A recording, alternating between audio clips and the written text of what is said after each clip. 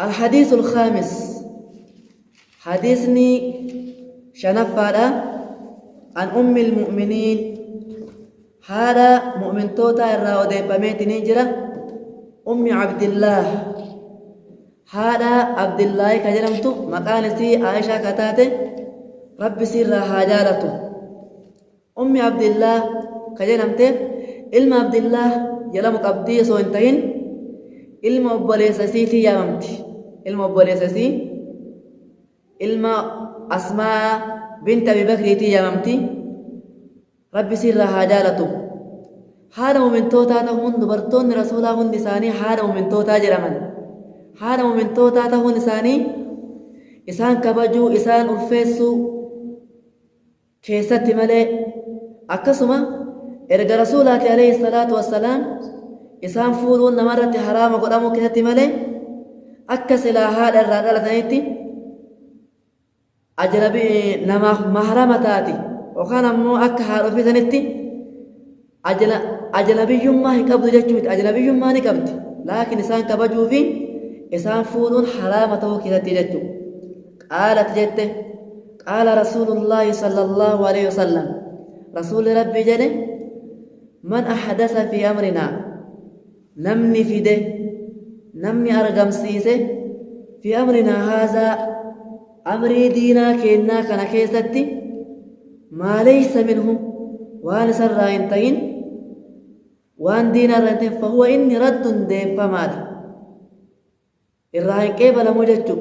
رواه البخاري ومسلم حديث كان بخاري في مسلم توديس وفي رواية لمسلم رواية مسلم يفتات كيس نجرة من عمل نمني دلقي عملا دلقا ليس عليه إسرت انتين أمرنا أمرين كين أمرين دينا كينا فهو رد فهو إني رد ديفا مالا أي مردود إرت ديفا مالا لكو الرهن كيف لهم قال العلماء علماء نسرت حساني أن العبادة لا تصح إلا إذا جمعت شرطين إلا إذا جمعت أمرين عبادة نما هن كيف لم تفيا هنتاتو يو عالما قبات مالي جدن فكمال إني الإخلاص وان دلقن ربي بلك دلقودا لما فان المتابعة ارقم ربي جلدهم أكا رسول الله عليه الصلاة والسلام دلقتي دلقودا جدن متابعة كن إن أرقمتم إلا إذا كان الأمل موافقا للشريعة في أمور ستة يو واجه كيستي شريعة والقل ملي تكفان سببا إسا سببه سببا إسا لما فا وجنسه جنس إسا قصوت إسا صدفا وقدره حنق إسا حنق سلا إرقام ربي دلقان كيستي سني والقل أرففان وكيفيته أكاتا إسا شنفا وزمانه يروح كيس دلقميت إنجري جهفا ومكانه بوتا إسارة يو واجهان كان كيسة شريعان كوالنقل لتاتي دلقان سنباتنا تاتي جرن أن يكون الأمر موافقا للشريعة في سبب دلقان سببا كيسة سببا رسول عليه الصلاة والسلام دلقيف كيسة دلقان نما والسبتشو فمثلا فكين ينام توقو وصو صلاة akkuma nasaa seenuun osoo ka salaatu taate aadaa taasifatee dalagaan sun irraan qeebalamoo jechuu maaliif jennaan rasuulli alayhi salaatu wassalaam akka mana ofii seenaniin salaatuu karaa hin goone sababaa hin goone jechuu akkuma san osoo nam tokko lola jechuu guyyaa badriitiif jecha iida haa taasifannu jedhee waa muslimtoonni guyyaa badrii hinjifataniif jecha ayyaana taasifannaa osoo ka jedhu taate inni ni taasifatu sun isarraan qeebalamu sababaan kana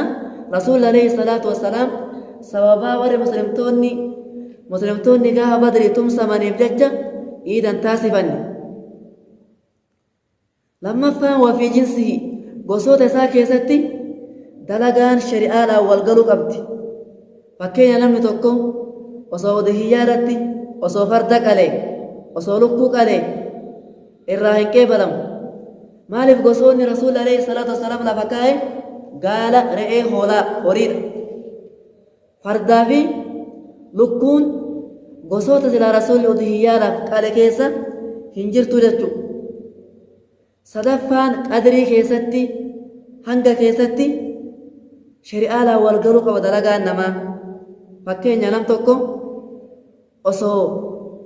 marraa 4 waddaate ka arfaffaa sun irraan qeebalamu. Hangi rasuulli lafa kaa'e marraa 1 waddaachuu, 2 waddaachuu, 3 waddaachuu, arfaffaan hin jiru.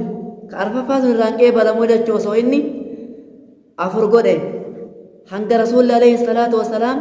godhe bira dabarse waan ta'eef. Arfaffaan filkeeyfiyya akkaataa rasuulli itti dalagan keessatti shari'aadhaan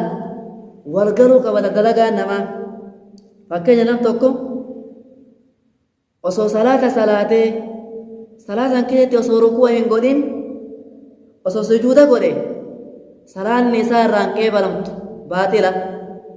Maaliif jecha akkaataa keessatti rasuula rabbii faallessa. Rasuulli akkaataa isaa nam tokko faatihaa eega qara'ee rukuu godhee sujuuda godhee tartiibaan deemu malee